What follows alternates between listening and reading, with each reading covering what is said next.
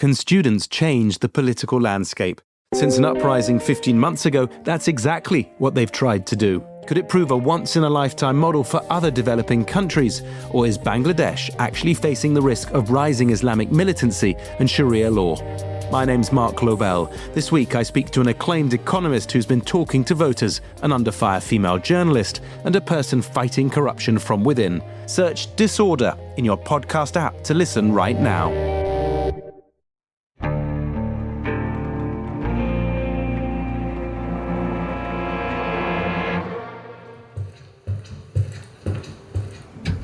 It's the middle of summer in 2001 at one of Jacksonville's mid-range hotels.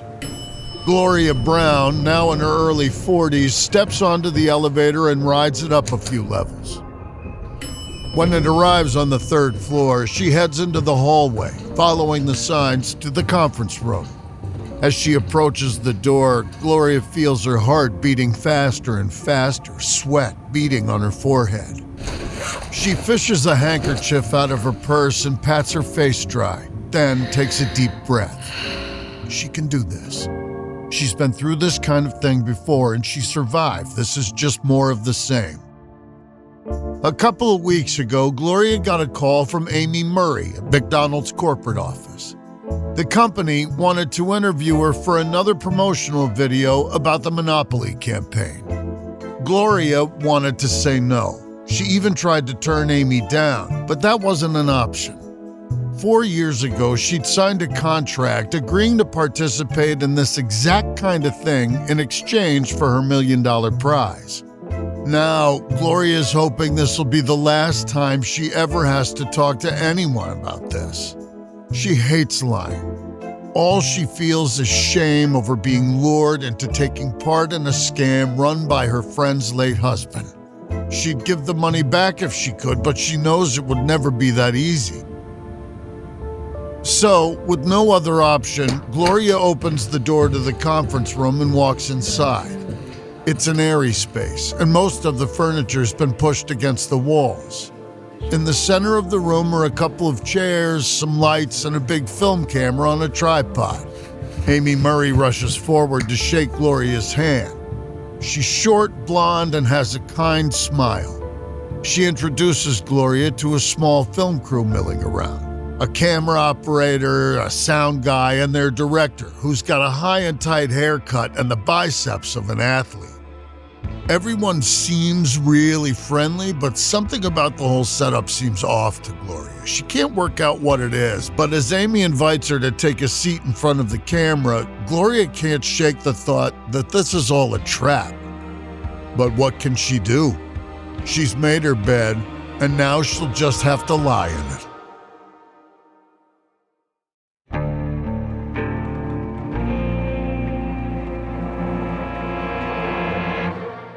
From Airship, I'm Jeremy Schwartz, and this is American Criminal.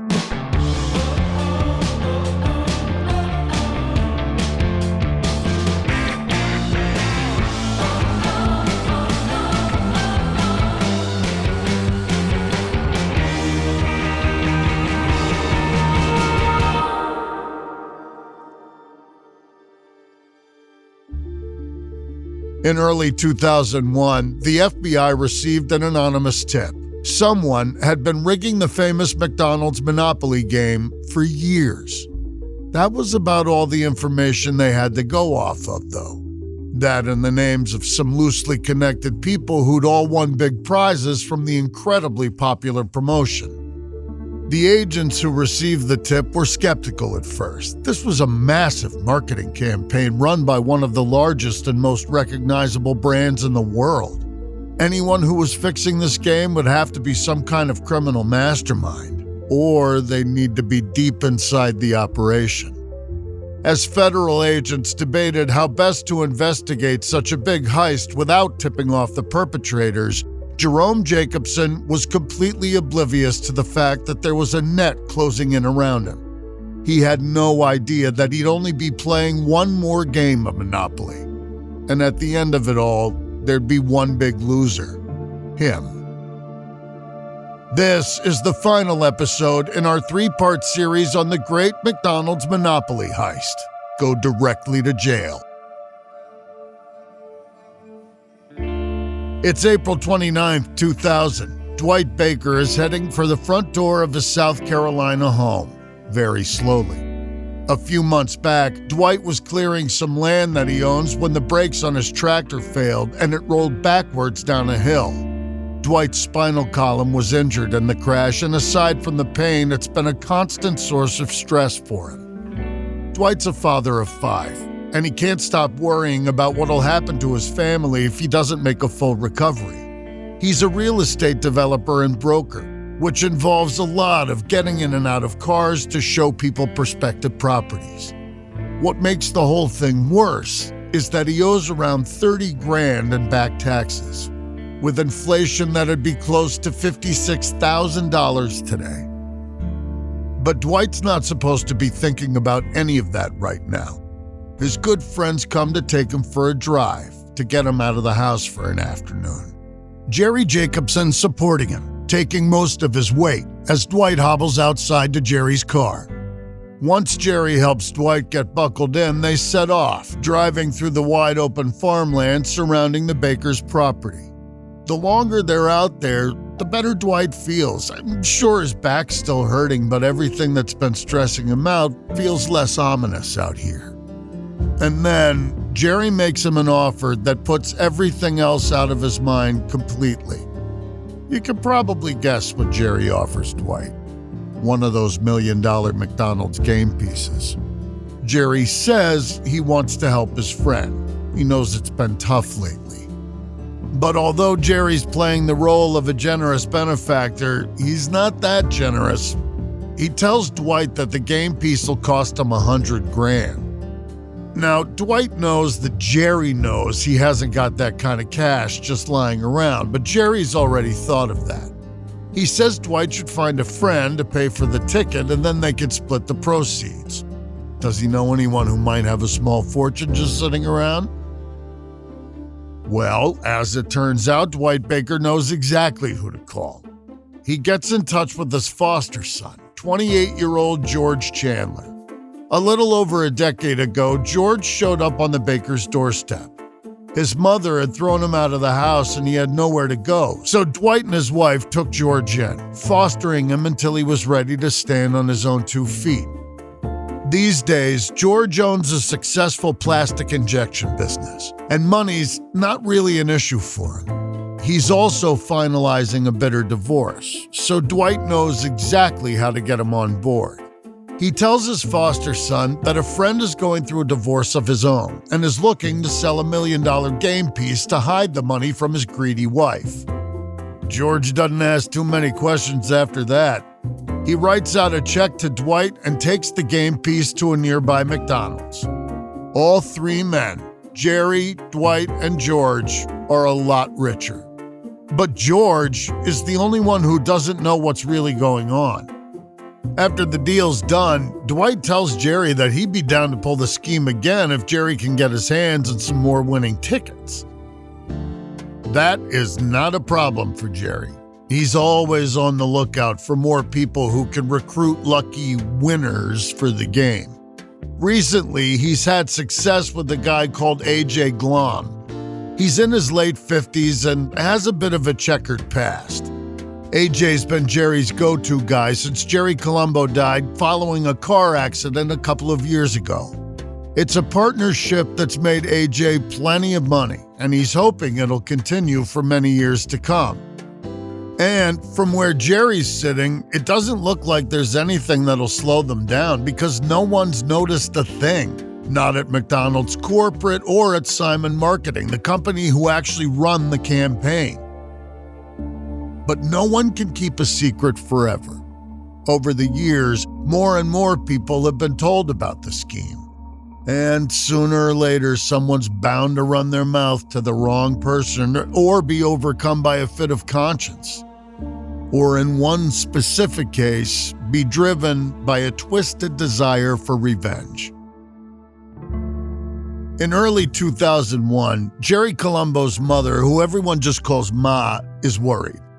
She's been raising her grandson Francesco for a couple of years now, after her son died and her daughter-in-law went to prison. And she can't help thinking about what's going to happen when Robin's eventually released.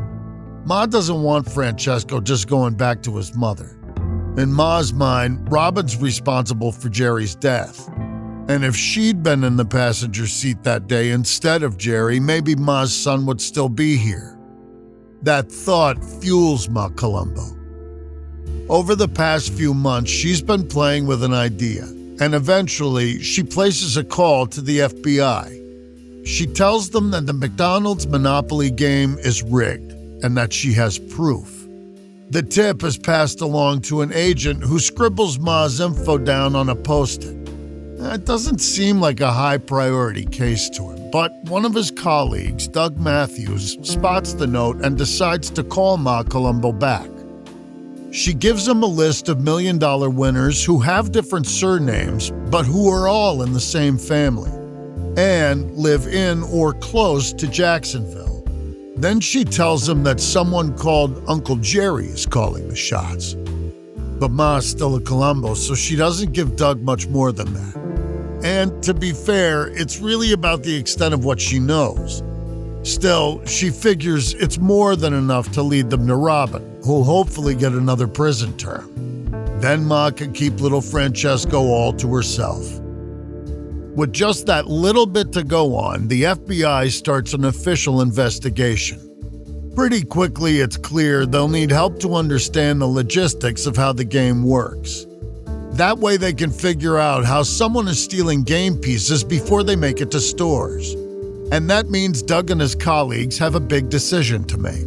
Who at McDonald's should they tell about this?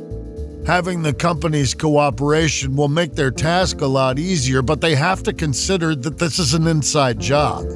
Given the value of the prizes involved, it seems likely that someone with a high level of security clearance has to be wrapped up in this scheme. What if the FBI accidentally alerts the McDonald's employee who's behind this whole thing? Eventually, though, they decide it's a risk they'll have to take. In March 2001, they call McDonald's Director of Global Security in for a meeting and lay out everything they've got so far. It's enough to convince everyone that the game's been compromised. That's when the FBI find out that McDonald's isn't actually involved with running their own promotions. They outsource to Simon Marketing, a firm they've had a relationship with for decades. So the executives the FBI agents are talking to have no idea how any of it happens. They basically just tell Simon when they want a game to run, then sign the checks. But figuring out who's responsible for rigging their most popular marketing scheme isn't what McDonald's is most concerned with right now. Because they're about to launch the game yet again, and they don't want to do it if it's all a scam.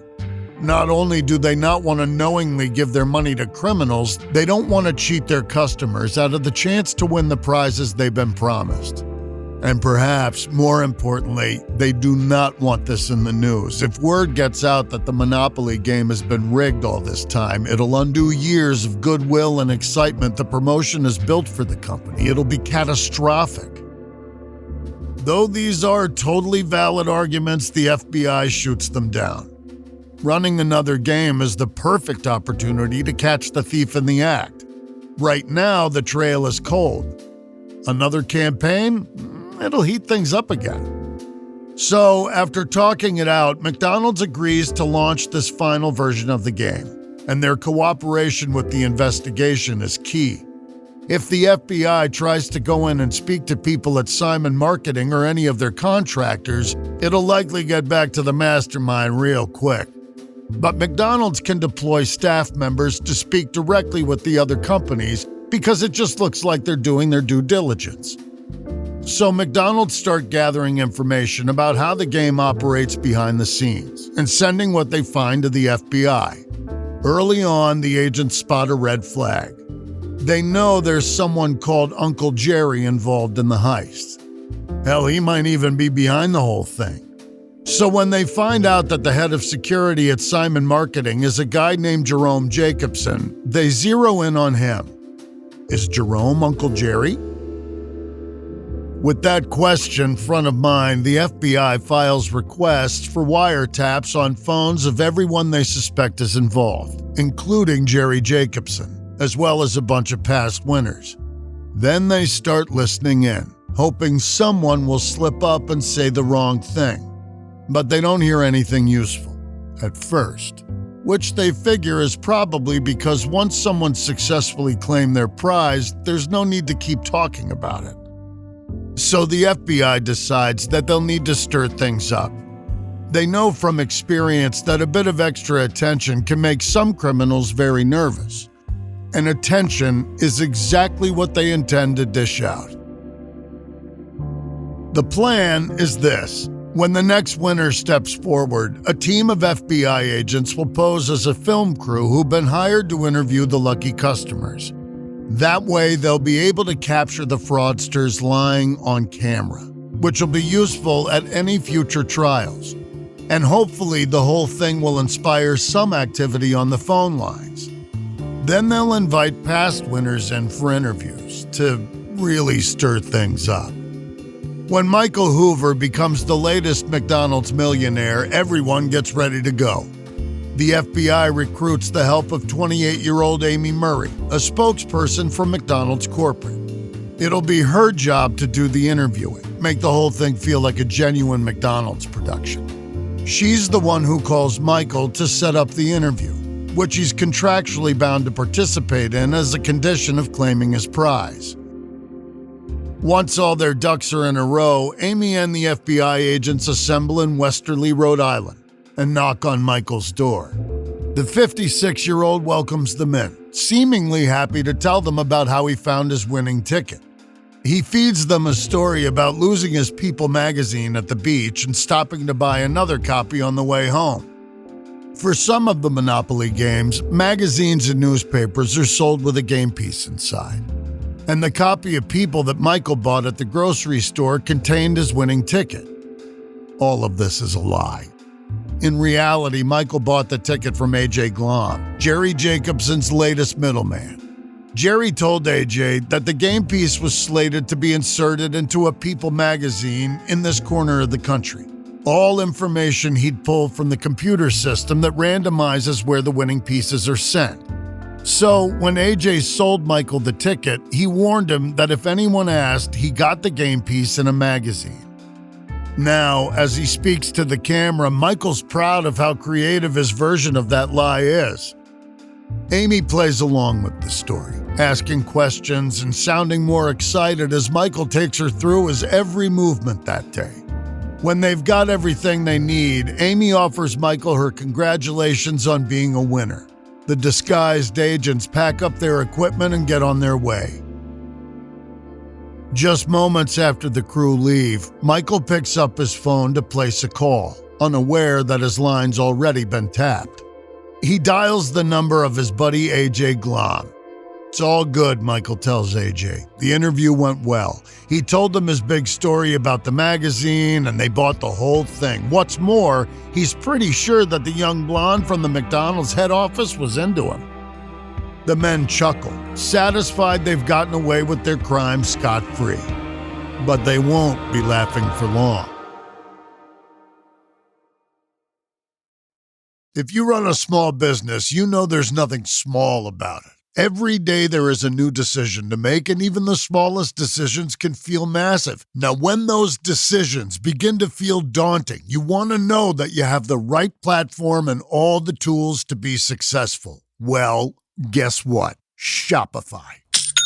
Shopify's point-of-sale system is a unified command center for your retail business. It brings together in-store and online operations across up to 1,000 locations. Imagine being able to guarantee that shopping is always convenient. Endless aisles, ship to customer, buy online, pick up in store, all made simpler so customers can shop how they want and staff have the tools to close the sale every time. And let's face it, acquiring new customers is expensive. With Shopify POS, you can keep shoppers coming back with personalized experiences and first-party data that gives marketing teams a competitive edge. In fact, it's been proven. Based on a report from EY, businesses on Shopify POS see real results, like 22% better total cost of ownership and benefits equivalent to an 8.9% uplift in sales on average relative to the markets that surveyed. Get all the big stuff for your small business right with Shopify. Sign up for your $1 per month trial and start selling today at shopify.com/AmericanCriminal. Go to shopify.com/AmericanCriminal. Shopify.com/AmericanCriminal. You know, you don't have to let big wireless and your overpriced phone bill suck the joy out of the holidays this year, because right now, all of Mint Mobile's unlimited plans are 50% off. You can get 3, 6, or 12 months of unlimited premium wireless for $15 a month. It's their best deal of the year, and it makes it really easy for you to give your expensive wireless bill the Scrooge treatment. All Mint plans come with high-speed data and unlimited talk and text on the nation's largest 5G network. You can even bring your current phone and number over to Mint. No contracts, no nonsense. This is the service that I would use. Their coverage is great, their service is great, and you can even bring in your old phone and they will resurrect it and bring it back to life. Turn your expensive wireless present into a huge wireless savings future by switching to Mint. Shop Mint Unlimited plans at mintmobile.com/AmericanCriminal. That's mintmobile.com/AmericanCriminal. Limited time offer. Upfront payment of $45 for 3 months, $90 for 6 months, or $180 for 12 months plan required. $15 a month equivalent. Taxes and fees extra. Initial plan term only. Over 35 gig may slow when the network is busy. Capable device required. Availability, speed, and coverage varies. See mintmobile.com.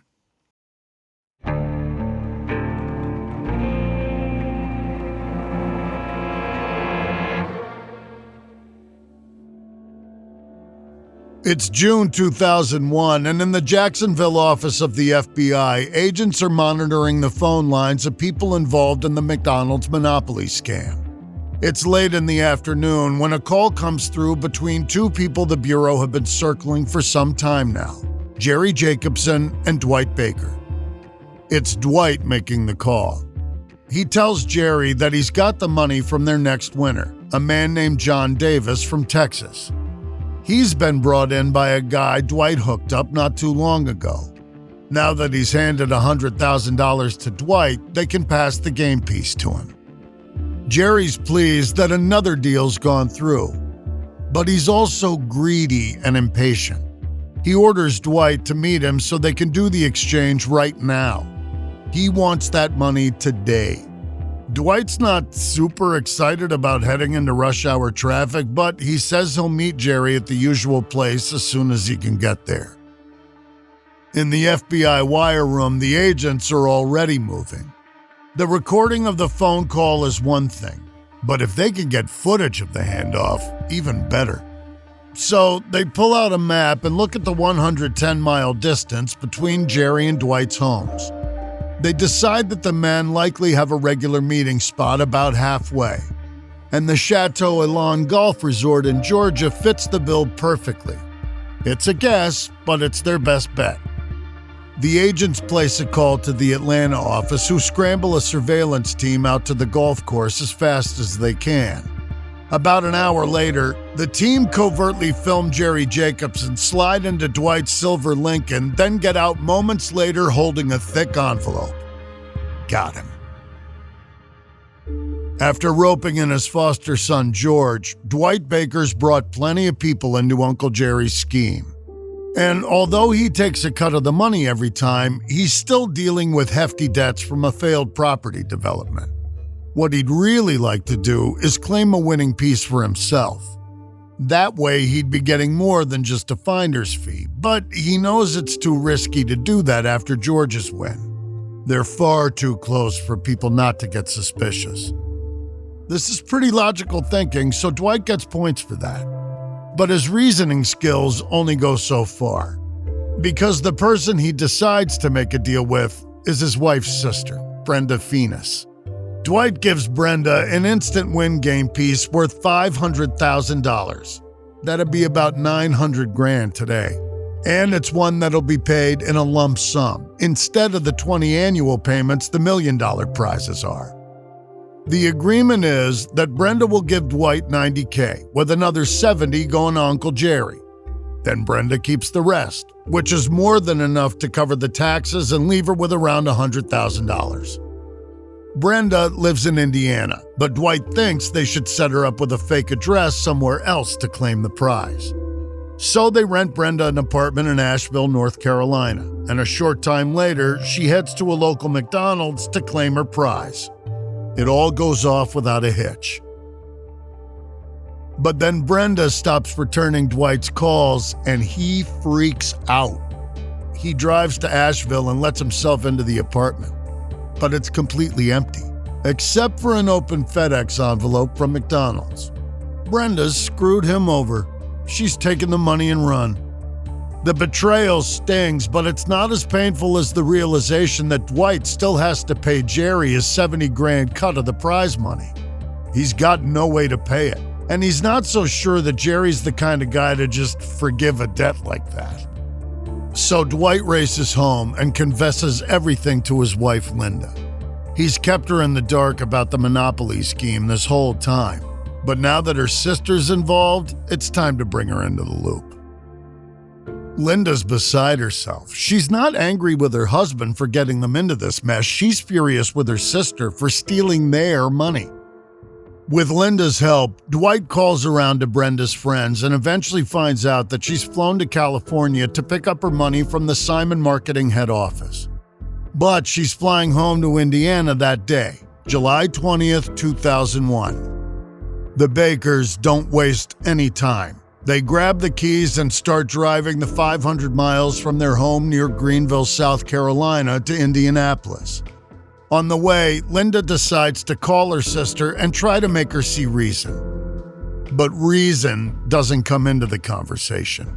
Linda puts the call on speakerphone as soon as Brenda picks up, and she and Dwight start yelling at her, ordering her to come home and give them the money she's stolen from them. Brenda's not intimidated.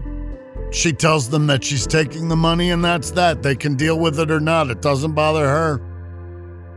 Of course, the FBI are listening to this entire exchange thanks to their tap on Dwight's cell phone. And then, when Brenda hangs up, Linda doesn't. She either forgets to press the button to end the call or doesn't realize that she has to, but the line stays open. Which means the agents at the wire room in Jacksonville can hear everything the Bakers are saying to each other on their drive.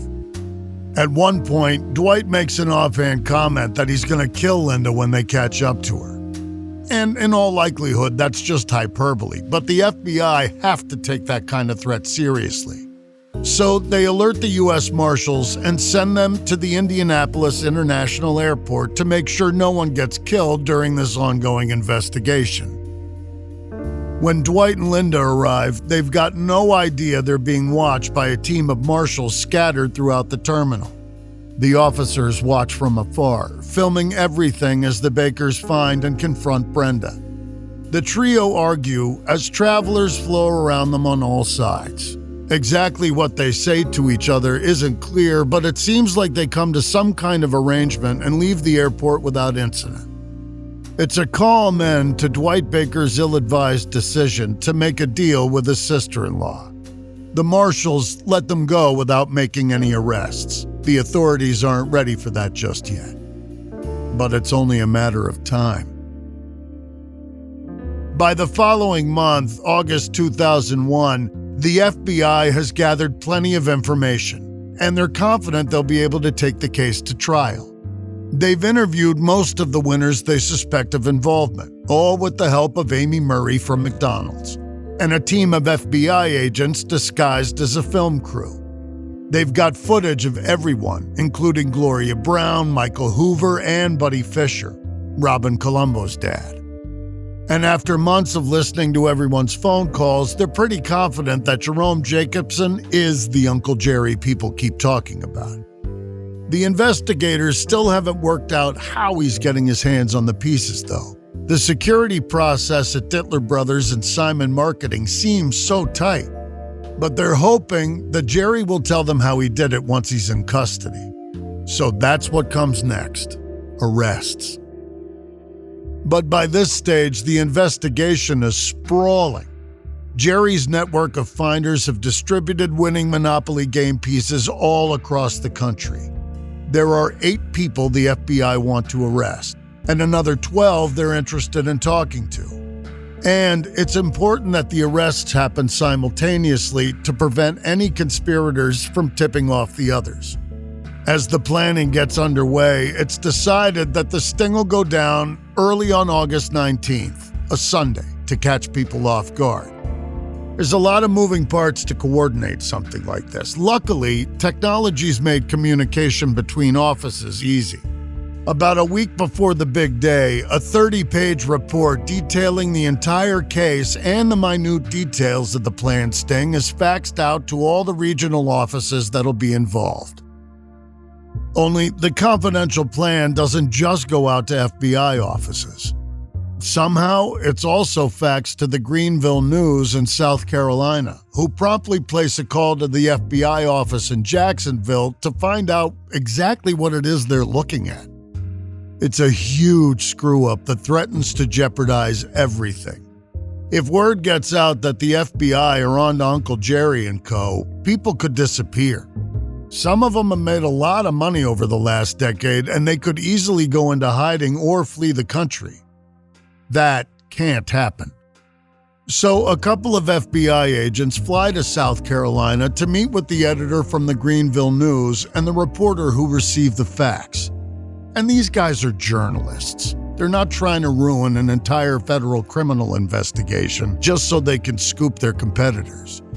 They agree to hold off on publishing anything about the case until after the arrests go down. In exchange, the newspaper will get exclusive information about the case. Crisis averted. On the morning of August 19th, FBI agents maneuver themselves into position outside various homes around the country. In Florida, Texas, South Carolina, Georgia, Indiana, and even outside a hotel in Wisconsin. When the word comes in from Central Command, everyone moves out and picks up their targets. Gloria Brown, Michael Hoover, Dwight Baker, Brenda Phenis, A.J. Glom, and Jerome Jacobson. All of them nabbed in one fell swoop. Over the next couple of days, the press gets a hold of the story, detailing the investigation and the numerous arrests of the people involved. And as word gets around, people are PO'd. Sure, people are angry at Jerry Jacobson and his ring of thieves, but there's also a lot of animosity towards McDonald's. The Monopoly game has had everyone flocking to the fast food staple for over a decade in the hopes that they'd become one of the lucky $1 million winners. But it turns out that none of them ever had a chance. It's infuriating. This is not good news for McDonald's, who've been struggling a little bit lately. An outbreak of mad cow disease in the UK earlier this year has shaken the public's trust in beef products in general, and a strong US dollar has seen international sales fall. Still, the FBI publicly praises the company for their full cooperation in the investigation, and for going ahead with the most recent version of the game. Doing that allowed the Bureau to gather evidence on people they would have missed otherwise.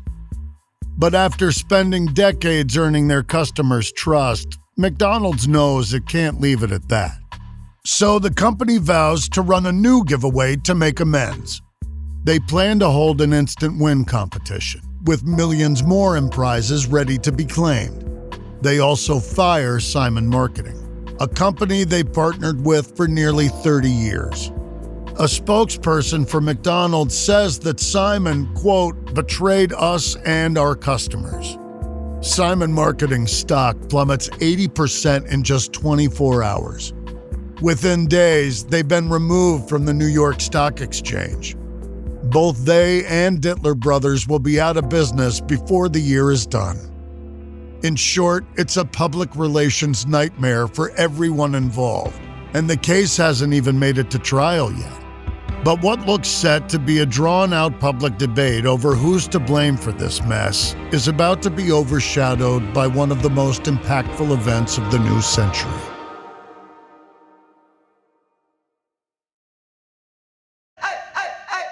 Meet the computer you can talk to. With Copilot on Windows, working, creating, and collaborating is as easy as talking. Got writer's block? Share your screen with Copilot Vision to help spark inspiration, and use Copilot Voice to have a conversation and brainstorm ideas. Or maybe you need some tech help. With Copilot Vision, Copilot sees what you see. Let Copilot talk you through step-by-step guidance so you can master new apps, games, and skills faster. Try now at windows.com/Copilot. Vitamin Water Zero Sugar has great taste, zero BS, and obviously zero sugar. For those with zero room in their calendar, zero patience for slow walkers, those who get 0 hours of sleep on a Saturday night, have zero filter, zero given, and zero interest in grabbing a plain, boring water. Grab a delicious Vitamin Water Zero Sugar today.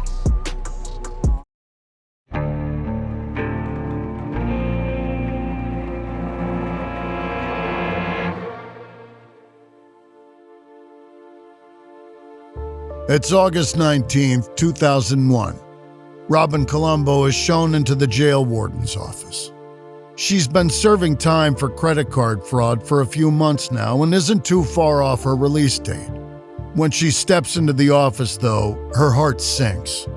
It's not just the warden who wants to see her. There are two men in suits sitting at the desk, FBI agents. This can't be good. Still, Robin's plenty experienced at talking to law enforcement by now, and she's spent long enough married to Gennaro Colombo to know when to shut up. So, when the agents tell her that right this second their colleagues are arresting anyone involved in Jerry Jacobson's McDonald's heist, Robin plays it cool. She tells them she doesn't know what they're talking about. The agents shrug. That's not a problem. Though they warn Robin that they have more than enough evidence that she was involved in the scheme. This is her one and only chance to make a deal, they say. Robin doesn't even break a sweat, so the FBI agents stand up, shake the warden's hand, and leave the office. Seconds later, a pair of corrections officers step into the room holding shackles, ready to escort Robin back to her cell. She freezes, asks them what the hell is going on, and they tell her that her security status has been changed. Her life in jail is about to be a lot less comfortable. Suddenly panicked, Robin dodges around the guards and out into the hall where she can just make out the backs of the FBI agents. She calls out to them. She's ready to talk, she says. She'll tell them everything. In total, the FBI arrested 8 people in their coordinated strike on August 19th. Those people represented some $13 million of stolen prizes from McDonald's various promotional games.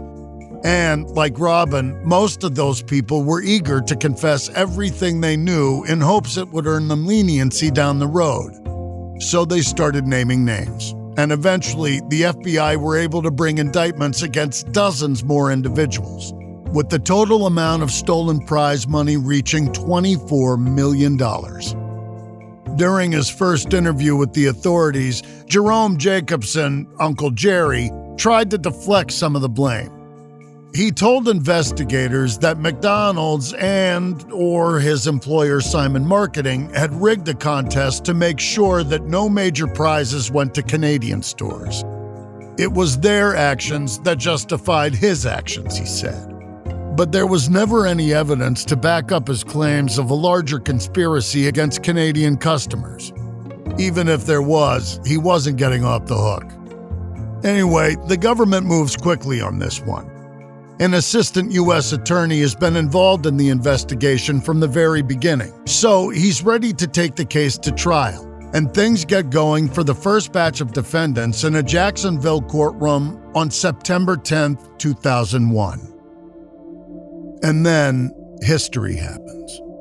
The very next day, Al-Qaeda terrorists hijack commercial planes in a coordinated strike on U.S. targets on the East Coast. The September 11th attacks are a turning point in world history, but they're also a turning point for the great McDonald's monopoly heist. Before 9/11, the case was still being talked about around water coolers and in the media. Afterwards, it was all but erased from public memory.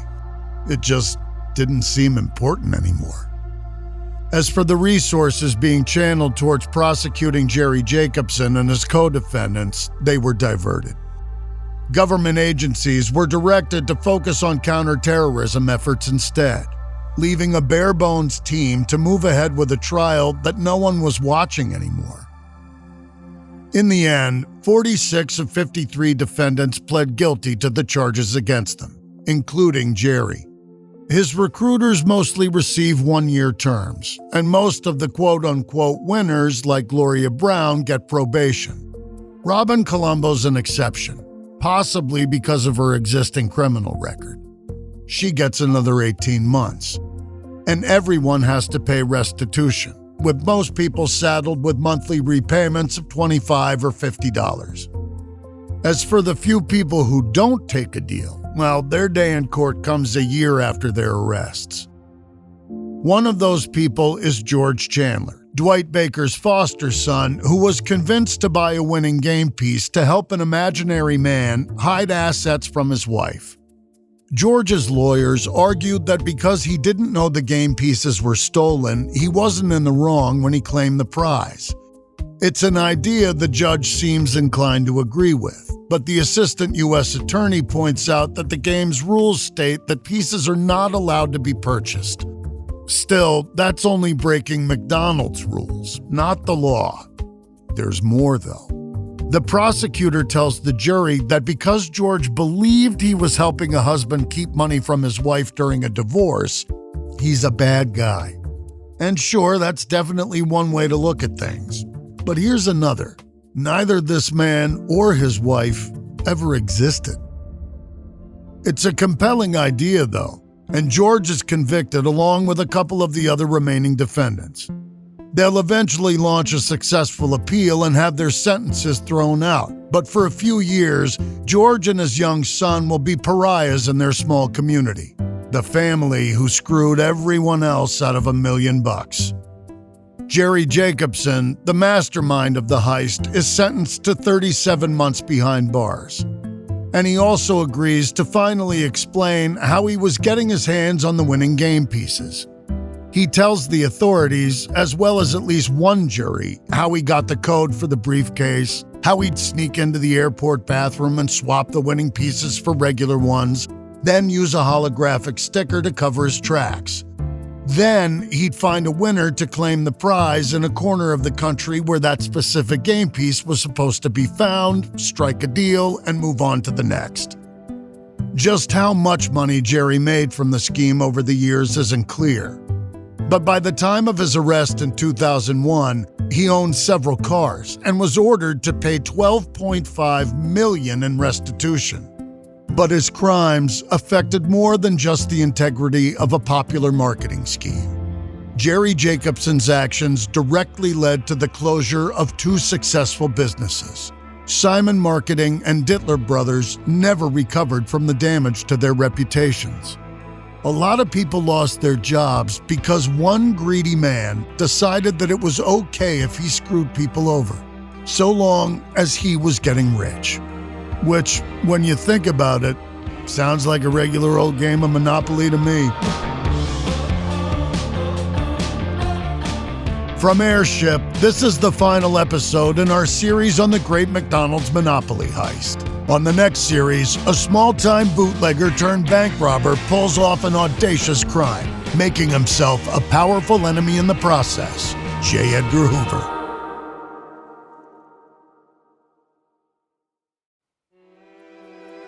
We use many different sources while preparing this episode.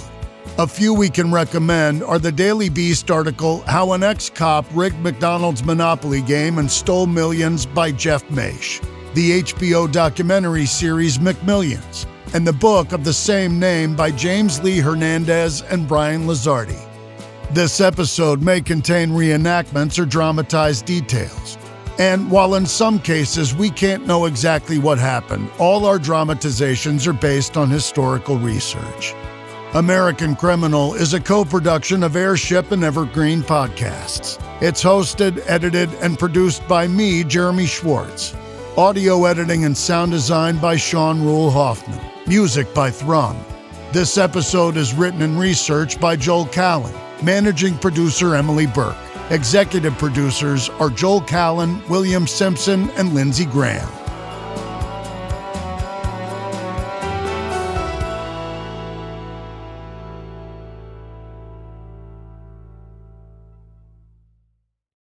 Do you ever meet someone and think, wow, they've really been through it, and then realize we all have? That's what We're All Insane is all about. It's a podcast where real people sit down to share their stories that have shaped them. The raw, unfiltered moments that don't usually make it into everyday conversation. There are no scripts, no interruptions, and no filters. Just honest storytelling that unfolds naturally. From heartbreak and loss to recovery and resilience, every episode is a reminder that even in our darkest moments, we're never really alone. If you love hearing real stories that make you feel something, stories that connect us all, this is one you'll want to subscribe to. You can listen to We're All Insane wherever you get your podcasts. New episodes every Sunday.